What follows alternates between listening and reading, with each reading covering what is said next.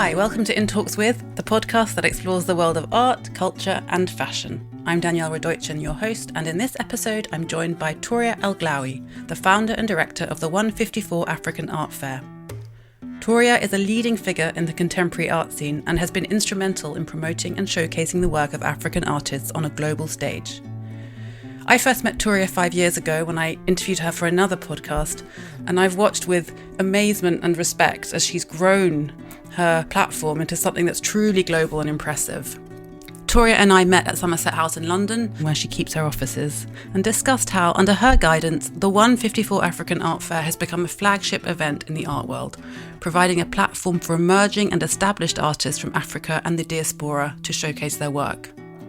Held in major cities around the world, London, New York and Marrakech, it attracts a diverse audience of art enthusiasts, collectors and curators alike.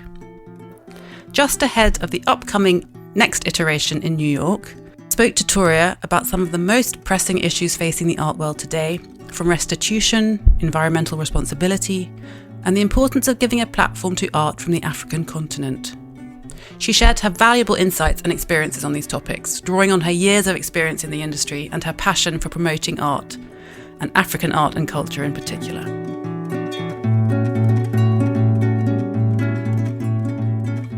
Hi Touria. Hello Danielle. I'm so excited to talk to you again, 5 years after we first did a podcast together. I also think you might be the first person I've done a podcast interview with twice. Oh really? I think. I'm honoured. I'm really delighted. How are you? Good. I haven't seen much of you in those 5 years, partly because there was a global pandemic, but also partly because you've been incredibly busy with your 154 Art Fair, which has grown so much and also which recently celebrated its 10th anniversary. Exactly. Here at Somerset House, which is where you're based in the UK, and where we're doing the podcast interview. And it's a lovely sunny day, and it's a beautiful place to be talking in this office here. But tell me how things have been going with the fair since we last spoke, or even in the last 10 years. What are the big achievements you want to shout about? Well, I think one of the biggest ones since we last talked about is probably, launching 154 Marrakech, which was on the African continent in 2018, which was, I think, after we met. And it was quite a big milestone for us to be able to go back on the African continent and, do this platform in Africa. I think celebrating 10 years, also put everything back in perspective, and, we are trying to understand if, the mission that we started with is still, the mission that we want to continue with, and is, always been about, how that platform was relevant for artists from the African continent and the African diaspora. So it was really nice to kind of like have this 10-year review on, where do we go from now, and, how 154 continues to be relevant for artists from, that particular geography or that particular diaspora. So just to remind listeners, so 154 represents one African continent, 54 is the 54 countries in that continent. Exactly. And when we last spoke, so you started with the fairs in London. Was that the first one? Then New York? One, yes. And then now in Marrakech also. Exactly. And us, during the pandemic, we had the chance to explore Paris for 2 years, which was quite, exceptional in terms of, trying to meet those terms and regulations and COVID restrictions, during 2021 and 2022. And it was kind of a replacement of like not being able to do Marrakech because the borders were closed with Morocco, but in a way it kept us busy, kept us engaged with the new community, understand more about the French market, which was quite interesting for us as well, and in a way it's kept the link with Morocco in a way, because we had so many collectors who were francophone, from Marrakech, that continued to follow us, in Paris when we were able to do it. But overall, it was quite an interesting, development for us during COVID. I guess most of the big, art events and large grouping of people had limited, possibilities in terms of doing their events. I think with 154 London and 154 Paris, we're able to manage, I want to say 2 fairs a year, during a crazy moment of time where everybody was at a standstill, so it was quite an interesting experience, I'll say. But I think between Marrakech and Paris, those were like the 2 big milestones, I think, since we last saw each other. And do you think you'll continue with Paris or do that there again, or was that just well, temporary? What it taught us is that we can have some kind of a sort of nomadic, format of the fair. I don't think Paris needs us, really, in terms of that community. It was an extremely interesting moment, but it also made us realize that, there's a lot of other locations where we don't have 154 or access to contemporary African art that we can, maybe do a quick, a pop-up or 2 years type of fair. And it really gave us the blueprint on how to do it, So I think you'll see more about the possibilities to have a 154 present, in a different city, where, we might have been shied in the past to try to launch, full-fledged but that still need access to contemporary African art and, African diaspora art, And so you started the fair as a way of showcasing contemporary African art and bringing it to a wider audience around the world. And a lot's changed since you first started. Do you feel like your core ambitions are the same, or have they moved slightly with regards to a change in perceptions of African art? Or, I mean, you've had a lot to do with that, obviously, but is there a sort of sea change, do you feel, in how things are going? Well, I think there's definitely a landscape that has changed. And as you mentioned, I think there was a major event during COVID and the George Floyd, moment where everybody, took a step to realize that, inclusion, racism, all those things were, important, things to consider that we always considered. We always thought this was the platform and the voice for artists that didn't have a voice. So for us, I want to say that yes, it was very interesting that the world paid attention, more deeply than before. But we had been in many ways, for I want to say the last 8 years before the George Floyd event, quite into these sensitivities, into this problem, like we had, in many ways with our educational program covered a lot of those issues, so I want to say that it is interesting that suddenly the art world is opening up, to have in a way the obligation of representation, the obligation of inclusion, and also I think it benefited a lot to different artists in general, this trend. But I do want to, make sure that 154 is here, for this constant platform and voice and kind of like, in a way, mute all the noise and the trends, and make sure that, this voice continue to be heard and that there's still, access to those artists, even when this is gone and, you go back to another cycle where people are, kind of curious about other things, and forget a bit about what's happening. So do you think, in as much as the dial has shifted, do you think there is this element that maybe it is, maybe not just tokenism, but a fad, and it's so fashionable at the moment? Do you feel like there is that concern that maybe it will go back? Well, I know for sure that, in some of the world of the collectors, for example, that have been, quite intensely proposed, artists from African descent in general for the last 2 or 3 years, this is fading away already.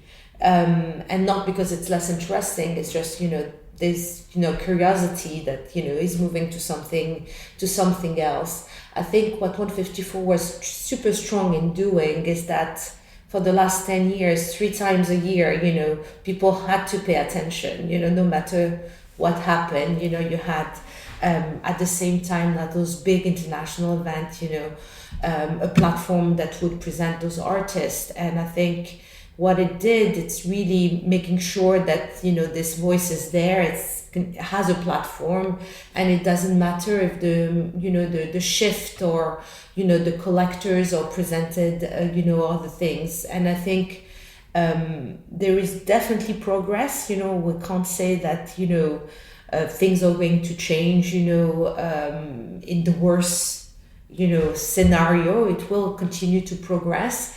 But maybe with less intensity, as it has been shown, for example, the trend of African American artists, or the big prices that some artists from the continent did at auctions and things like that. I think you'll see more. I want to say, one more voice where people will still want to make sure that they check, something, and make sure that they have, I want to say, their Black artists are there, in their stable of artists, but maybe with less as a passion or an openness about it and an understanding about it. Yeah, so it is a positive message, but a cautiously positive message, probably. I mean, to be honest, I only have 10 years in this industry, so let me be proven wrong, and see how it evolves positively, continues to evolve positively. So the last fair was Marrakech, is that right? Yes. Was that February? Yes, we just finished Marrakech. It feels like yesterday, but it's almost 2 months away already. Can you give me a sense of well, firstly tell me how it went, and then also as someone who, I have been to Marrakech on holiday, but I have never been to the fair there, but can you give me a sense of what it's like to be there and what the atmosphere is like? So first of all, the difference between New York and London and Marrakech is that we are the center of attention. So we are making that week. It's not Freeze Week, it's 154 week. Right, because when you're in New York and London, there are other things going on as well, for sure. Which is why the art crowd are in town. Yeah. And this is why we chose those dates, for London and New York. I mean, the initial idea was to, make sure that we kind of leverage on collectors who were part of the other art fairs. In Marrakech, we came with the completely different, mission, where it was to go back to the continent and make sure that, we had something to offer as an experience to people who were there, but also to people who were coming just for 154. So I think what you would, find very different in terms of visiting Marrakech as a tourist is that you're really seeing Marrakech as a, cultural, destination. So it's not about your usual tourist stuff, but rather, engaging with the different cultural platforms, seeing Marrakech and finding your ways, but to visit, very interesting destinations. So Marrakech was also a place that had known for almost 10 years a biennale. Unfortunately, that biennale got cancelled, funding issues and other matter that can affect, some budgets, of people supporting the biennale. But in a way, it made us, when we first arrived, was the year it got cancelled. So I don't want to say we replaced it, but we replaced a moment that people really enjoy being in Marrakech for. So all the different cultural platforms who were used locally to have this biennale were quite keen to replace it with someone. So I have to say we were very lucky in benefiting of a city that was, fully welcoming, to our event, and different actors were extremely happy to create a VIP program to go along with 154. So it creates an amazing at the end experience for anybody visiting Marrakech in this month, which is usually called month in London or anywhere else in Europe. It's the proximity, but also at the same time the complete immersion in another country's culture. And I think what we're able to do in Marrakech is really getting, the international and local, art enthusiasts who are there to discover in many ways a city that they pretty much not have experienced that way, And what is very, in a way, a huge compliment to 154 Marrakech is like we're able to attract different collectors every year coming back for something else. So it's very challenging for us to make it very different for them every year. But at the same time, it also reflects, I want to say what the city has to offer, in many ways. And also the experience of like maybe seeing, you know, African artists in situ rather than just, you know, at a fair, you know, like in this beautiful Somerset House, or, you know, our space in New York are quite a conventional space and are beautiful as an experience themselves. But I think Marrakech has this, you know, this way of welcoming and being, you know, a city that is very hospitable in so many ways. And I feel like it's really the destination where we can offer, you know, real immersive experience and culture of another country, but also discovering, you know, the city in a different, beautiful way as well. You know, that is not the, you know, the classics of going to the Medina, you know, having some minty. We have all that as well. And sometimes we lose some people, you know, preferring to be lounging on the swimming pool. But like at the end of the day, you know, a lot of people tell us that they've never seen Marrakech this way. And it is also a very interesting, attracting point, you know, for some of the institutions in the US or in Europe, that we might not attract in London and in New York, but they're quite interested to take that trip with their patrons or their, you know, supporters, you know, to come to Marrakech, as it's a complete different experience and pretty much an amazing experience to Africa, you know, so. And is there a different crowd there? It must be a different crowd that you get compared to London and New York. It's a more diverse crowd in terms of coming from all different parts of the world, you know, rather than, you know, being more European or American, or it's, you know, I think we have the right middle of like groups coming from the America, you know, world, and the people coming from Europe because of the proximity. I think that our audience, you know, I think it holds true for the three art fairs, really. It's probably one of the most diverse audience that you'll find in any art fair in the world, or art world period, you know, where everybody's included and it's very inclusive. And I think pretty much, I think there's something for everyone, you know, like in terms of collectors, in terms of, you know, finding, you know, some kind of, I want to say, engagement with the African continent, you know, or looking for maybe something very different than what you'll see, you know, in any other art fair. So I think it fulfills in many ways a very important part, and we can see the impact we have on the city. And this is very a clear impact in terms of what we bring to Morocco in general. And to give you some example, one of the most obvious one is that our Moroccan collectors who are very keen on collecting Moroccan artists have opened their mind to a more Pan-African, you know, connection. And I want to say that from a perspective of the galleries themselves, you know, who were more keen on presenting artists from their own country, have now a larger, broader, you know, scale of African artists in their gallery, even if they're from Morocco or from Ghana or from, and I think this is, you know, I think very humbly I'll say it, but the impact of 154 and having those networks of connections, you know, participating at the fair. Yeah, no, it's hugely important. You also must, I imagine that it must be really interesting to get a different perspective from a different part of the world, from a different part of the art world as well, compared to, say, in New York or in London.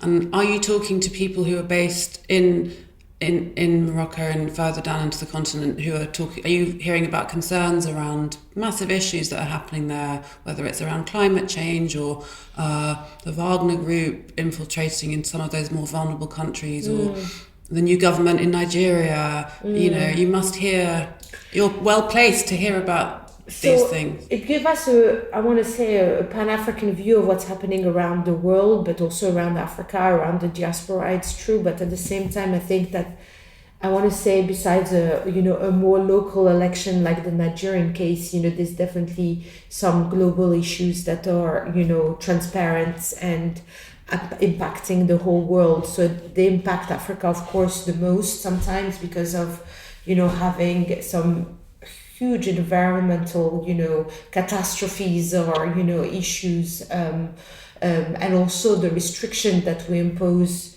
I want to say, on the African continent, when it's still developing and it's still, have not had a chance to benefit about doing their own gas productions and to develop their own economies.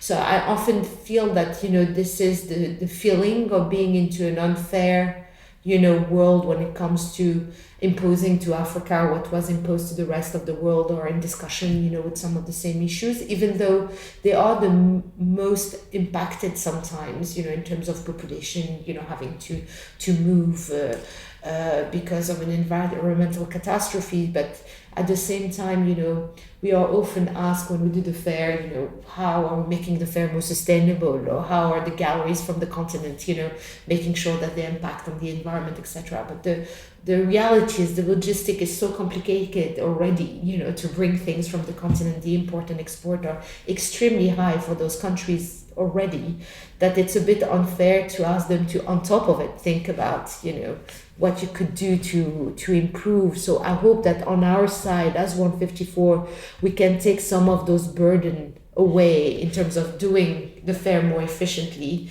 so they can still, have access to being able to present their work, thinking about those, global environmental issues, but at the same time that we are trying to make the fair more sustainable rather than them trying to get there in a more sustainable way, But I want to say that it is interesting to see how we are sometimes thinking, that some issues don't impact the continent in general. Like, they would ask me, how many women artists are there, or like how many, is the question of the environment exactly are the African artists engaged with that particular question? And of course, they've always been, because Africa has always been with environmental problem. In some cases, we had artists, where people would tell us, is this the trend that people are working with recyclable materials, for example? It's not a trend, it's that the reality of their life context. Sometimes, the artists in Ethiopia, have this pile of garbage sent by Europe, and with deals with their own countries. And I mean, to be honest, I don't think they're choosing to really work with the, recycling element. It's part of their everyday. So it is questions that sometimes impact them more, and you see them in their work. And sometimes, they are interested in the subject, but they might not choose to use it to actually create. So, and you have firsthand, you're in contact with these artists more than lots of other people are. Who are some of the artists that you'd like to mention or call out, or are there any emerging artists? So who's doing well? Who's getting lots of recognition? So who should we know about? Everybody is asking me this question, and I try to stay as vague as possible, just for the only reason that will be unfair for me to call up on some artists rather than others. But I usually like to maybe mention a few artists that will be on the next fair or things like that, rather than calling out. What I know for sure, I can tell you as a general overview, is I think 154 has impacted most of the artists, even the ones who have not been at 154. And the reason being is that we have been the first stepping stone of a major gallery now, who's representing, some of the Amoako Boafo of this world, or, some of those big, big bucks, auction house, artists. And I hope 154 in many ways have been playing this role of like elevating everybody as we moving forward, in terms of this new, I want to say, decades for 154. But what's very interesting to see is that 154 has continued to be, a platform of discovery, from the gallery perspective to an artist perspective. And I think a lot of people were interested in, discovering new artists. I think they in luck with 154, because we always have so many new names, so many new artists coming along, at every edition. And I think we are trying to do our best to create each shows, to make sure that you see as many new artists as possible, and put some new names, on the platform. How do you decide who you feature? So obviously we kind of like work similarly to a lot of other art fairs. So for example, we would have a selection committee, for the 3 editions of the fair, and choose the galleries that are proposing, a certain program, for the fair. The only thing we have to really keep in mind is actually making sure that, we have the size of the fair in mind. So for example, you would go to Frieze, and it's not an insult to Frieze or anything like that. There's a big chance you don't remember anything you've seen, being able to digest everything you've seen, unless you went strategically to see a gallery for a piece of art you put in reserve, before the fair. The reality is that there's so much art that it's quite difficult to digest everything. And I think for the human mind, I'm not a psychologist in any kind of way, but I'm sure there's a limit of how much you can digest, But in our fairs, because they're small and boutique, people kind of remember what they've seen, So we have also the opposite happening. We have to be careful to make sure that we have as many new content as, the classic content you probably have seen the year, before. So we really are asking to the repetitive galleries who are there, who are kind of like our core galleries, who do our 3 fairs, who are, have been with us and pioneer with us 154 since the beginning, to make sure that, when they come to 154, because nowadays they do other art fairs, to kind of like, if they're presenting the same kind of artist than the program before, that we have the chance to have a solo show, that we have the chance to, have, maybe the occasion to see some of the younger artists that people have not seen, rather than seeing their bestseller, that come back every year. And we try to take the other half of the galleries, usually new galleries, either from the continent or from Europe, from the US, but that are presenting something new to us, that will bring a bit of a different, feeling for people who have experienced the fair every year, or every location, or every. So for us, it's very important that they don't think, oh, we've seen it, we've done it, so it's a new experience every time they come. And I think, I always want to say that, we've just touched the top of the iceberg when it comes to the African continent, really. And I'm not just saying that because, we are only 10-year old, but just because some of the countries we're dealing with have today still one contemporary gallery that we're dealing with for such a major country. Are all the countries represented, or are you... We never made it as a proportional 54 galleries from 54 countries. I mean, every year it's about what is proposed by the galleries. But I think I would say that on average we have around 25 to 26 countries represented, from all those artists, in town, and from the galleries in town as well, so it's not too bad of a scenario to have 26 countries represented, but it's not the gallery from that particular country. It's a gallery with an artist from that. And do some of the artists themselves come to the fair? Because I'm thinking about people who maybe want to visit who aren't necessarily coming to buy. Yes. They're just here to enjoy, soak up the atmosphere, and that because I know you do talks. We have an educational program called 154 Forum. We've done it for 10 years, every year with every edition of the fair. I think what we've discovered, this is one of the discovery of 154 COVID, is that a lot of the podcasts and the attendance of those programs was more in many way attended online or through listening to the talks later on. So I think the plan is from this edition onwards that London is the place where this program is as extensive as possible. And for the other editions of the fair, we are collaborating with local institutions to create, panels that are more relevant to the locality of the fair. So people can go and listen to the artists and the gallerists speaking. And for the artist question, we do we do have a large of artists actually present at the fair. I know that they're not usually fans of other art fairs, but for our fairs, it's their first representation internationally usually, and they're very keen to be here with their galleries. I think that the galleries are also very supportive in supporting with their flight tickets, for them to make sure they can attend the fair.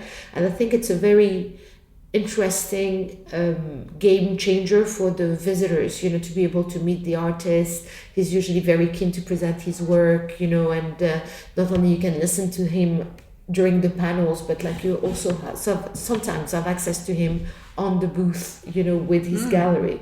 And when you think about gallery businesses are usually very small business, I want to say that what's very cool about it is sometimes the artist is the person helping the gallery, setting up and doing part of the work. And I mean, I think this is not me thinking, I want to say, but more the gallery is telling me about it, that it has this community vibe at 154 that they don't find in any other art fairs, where it's much more, I want to say,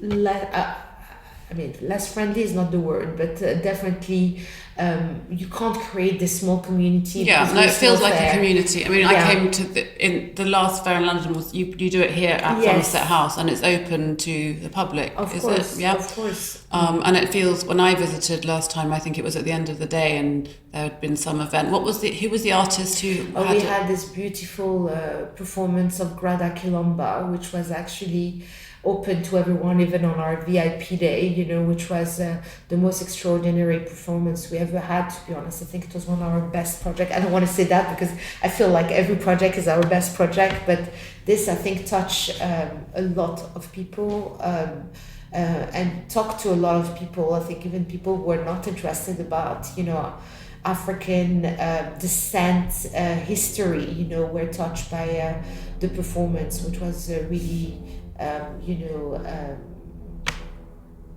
really touching. It had music, it had dancers, it had sculpture. Yeah, I think that's the point. It's, you can come here and soak up and have an experience and a good time, even if you're not here to buy or.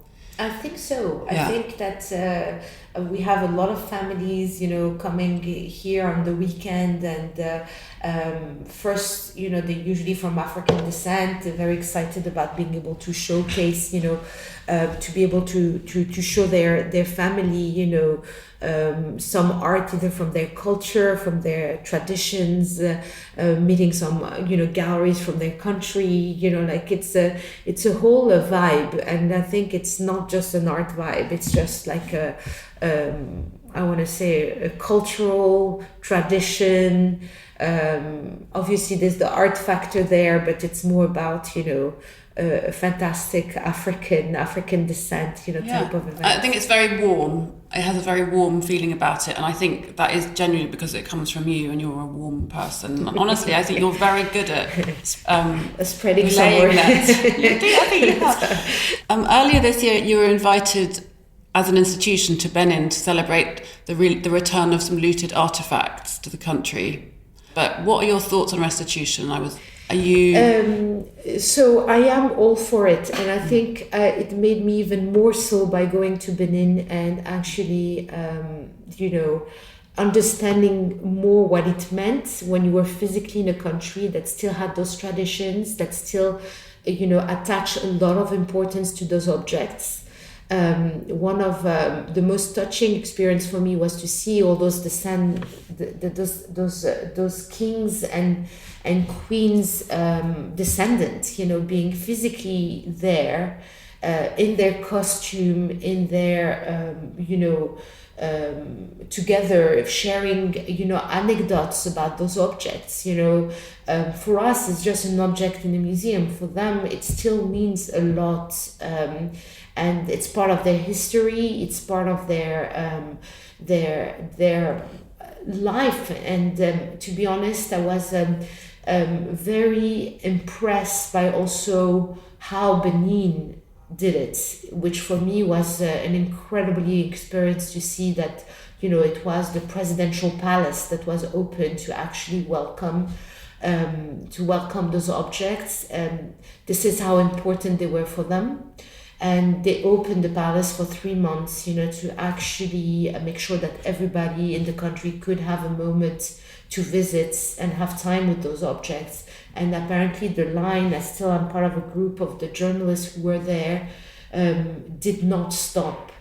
They had to do extra nights, extra days to accommodate everyone. And the idea is that this exhibition was going to move, around the country to make sure that even people who were not able to take this trip to Cotonou, could actually see it eventually in their village or closer to the. And I don't know how to explain it. It's very hard to explain it when you see those objects in a museum and understand that, masquerade is still taking place in Benin. This is something that they do. It's part of their traditions. When you see a throne, there's still throne being used. It's not an object from an old past situation that nobody is using. Every pieces had a sentiment attached to it, from those people who surrounded those pieces. And I think, I hope that everybody, from the outside world who basically cannot get themselves on the right side of, those returns, could see and experience what I've experienced, in Benin, because it was, it just made it so clear, there was definitely no doubt in my mind that even if I was, completely pro before, that this is just the right thing to do. So it reinforced what you already believed. Completely. Yeah. And then finally, so hopefully I'll interview you again in another 5 years' time. And where do you think you'll be then? What would you, in an ideal world, have seen happen to 154 in that time? Well, I always end up with this, and I think I still believe in it, because for me it was always about this mission to start. So I think that we're very far from the perfect balance of artists and galleries from the African continent or representing African descent, at mainstream events, from an institution point of view to an art fair point of view. If you count, all the artists that are from African descent at Art Basel, you still be surprised by how little is that number. But if in a very near future, that number would change in very large proportion where they should be, then I want to make sure that 154 is still relevant to the new generation of artists, and I think if it is a discovery place, or an idea for people to have a more global idea of what African art or African diasporan art is, let it be. But if there's no use for it as well, let it be as well, so I'm not going to be attached to this fair until there's no need for it, so if there's one day I wake up and I think that the world is so balanced and so such a lovely place to be in terms of visibility, accessibility, and all those artists have the right platforms for them, and 154 might not be relevant, I'm happy to not exist, but exist in different ways, not automatically as a fair format. I can't see that happening, but we might be all surprised. I mean, I still want to keep it on a positive note. It might happen soon. Yes, I can imagine it being very relevant for many years to come. Anyway, thank you so much, Touria. That was a real pleasure. Thank you. Thank you, Danielle, for having me. You've been listening to In Talks with me, Danielle Radojcin. The sound and theme music is by Woogie Productions, and the artwork is by Patrick Wall. If you enjoyed this episode, please pass it on to someone who you think might also like it. Please subscribe and leave a review. To pitch for guest ideas, you can DM me via my socials at Danielle Radojcin. Thanks for listening.